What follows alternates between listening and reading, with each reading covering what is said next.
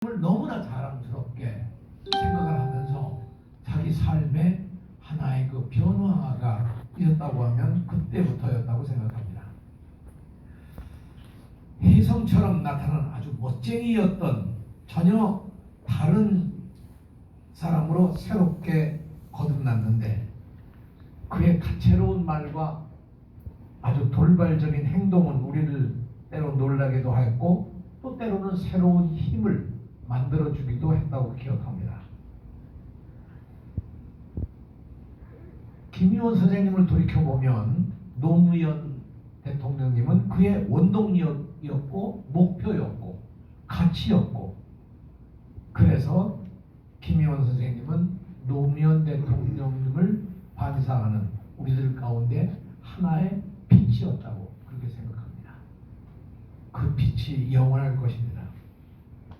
제가 오랫동안 그 김유원 선생님과 아주 가까운 페북 친구라서 여러 번 그 페북에 글을 남기고 하면서 그 지나간 역사의 명암이 갈릴 때마다 깊은 이야기도 나눈 일이 있었습니다. 그 글들 속에서 우리는 김유원 선생님의 열정과 아픔과 희망과 꿈, 그리고 사소한 생활의 감정까지도 실감나게 읽어갈 수가 있었습니다. 아시는 바와 같이 윤석열 정부가 들어선 이후 페북에서 아주 드물게 제가 하고 싶은 말만 짧게 쓰곤 했기 때문에 그 이유는 잘 만나기가 어려웠었습니다. 그러면서도 틈틈이 김유원 선생님의 페북을 읽어가면서 간간히 댓글을 남기기도 했는데 그때마다 꼭 어김없이 김유원 선생님은 내게 답글을 써주셨습니다. 매우 아프기 시작한 몇 달 전부터는 저는 김유원 선생님의 페이스북을 의도적으로 외면했습니다. 그 아픈 글을 대하기가 두려웠기 때문입니다.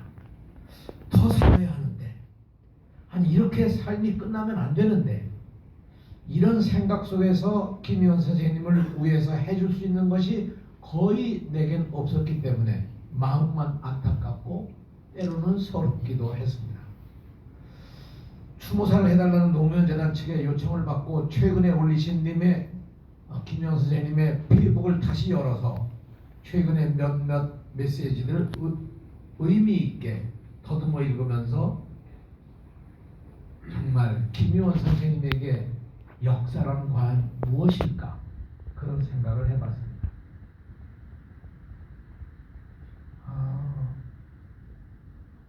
여러분도 아마 다 보셨겠지만 대필로 1월 21일자로 페이북에 남긴 글이 이런 글입니다.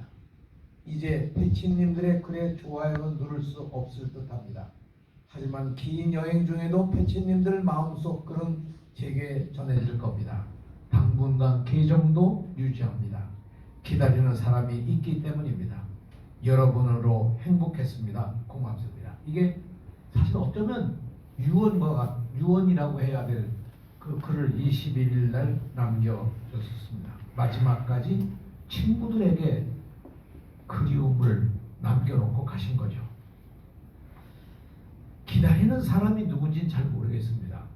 여기 아마 본인이 기다리는 사람이 있기 때문입니다 하는 기다림은 우리 누구에게나도 될 수가 있을 것이고, 사랑하는 두 딸도 있을 것이고, 그리고 또 다른 누구를 기다렸으라고 생각합니다.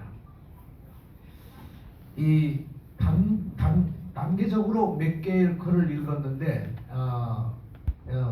이제 정말 본격적으로 보니까 아프실 때더라고요. 작년 11월 7일 항암제를 맞고 몸도 아픔도 아파서 누워있으니 별 생각이 다 든다. 이 가을에는 넥타이를 메고 연극도 보러 가고 뮤지컬도 보러 가고 싶은데 다시 추운 아스팔트 위에 앉아야 되나 보다. 김유원 선생은 기류에서 끊임없이 민주화를 위해서 그리고 항일 운동을 지금도 여전히 이어가면서 이 글을 썼습니다. 그러면서 11월 20일에는 불의가 법이 되면 저항은 의무가 된다라는 그 사진을 올려놓고 당연한 말씀이라고 했습니다.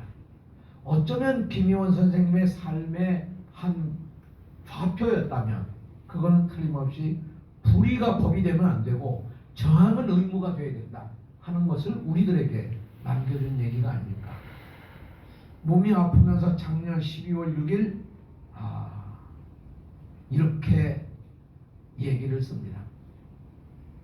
유나야,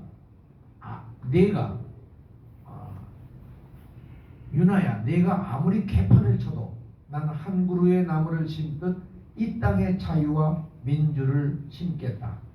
넌 내란 수괴범이고 이번에는 사면 같은 개뼈다구 같은 소리 하는 놈도 똑같이 내란 수괴범으로 재산 몰수와 함께 사형이다. 사형이 답이다.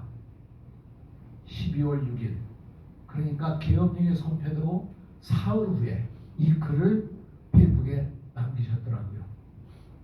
그러니까 어쩌면 계엄 선포되고 바로 이어서 우리들이 가야 할 과제들을 이렇게 써주신 게 아닌가 그렇게 생각을 했습니다.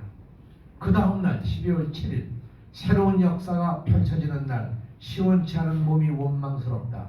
이런 날은 현장에 가야 하는데 우리 깃발을 자랑스럽게 들고 울고 웃어야 하는데 많이 아쉽다.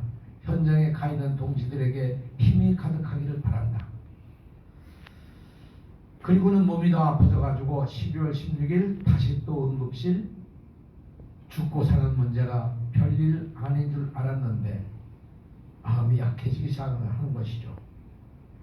27일 12월 27일 제가 사실 이 대목을 일찍 봤어야 하는데 제가 일찍 못 본 게 정말 김미원 선생에게 미안하기도 하고 제 마음이 참 너무 아픕니다.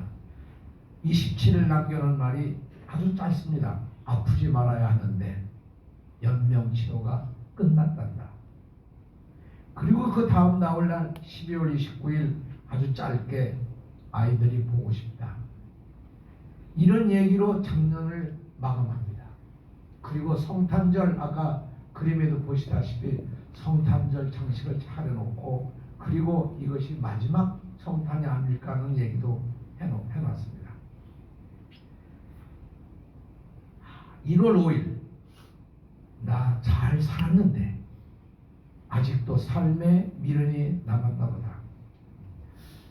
저는 이 대목에서 김희원 선생이 자신의 삶에 대한 하나의 돌이켜보면서 잘 살았다 뭐 하는 그 내용이 아마 자신감이 있었다면 그 민주와 자유를 위해서 노무현 시민학교를 통해서 노무현과 함께 왔던 사람 사는 세상을 위해서 그래도 본인이 한 일에 대한 자부심을 평가했다고 생각합니다.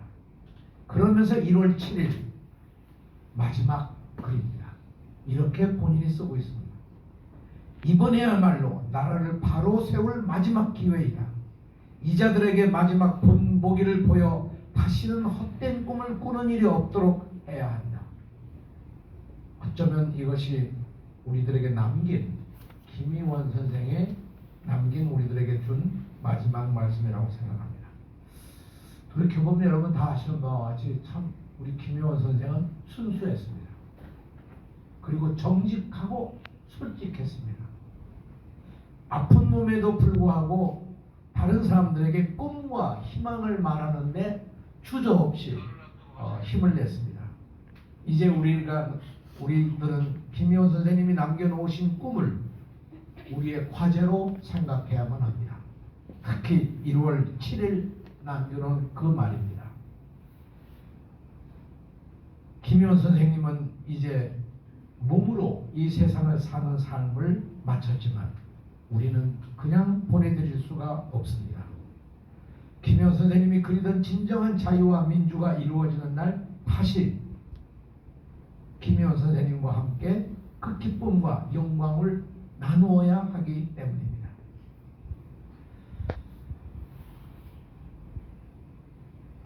아까 6월 18일 날 시를 저도 적었는데 그건 반복할 필요는 없을 것 같지만 마지막 말로 이렇게 끝을 맺고자 합니다.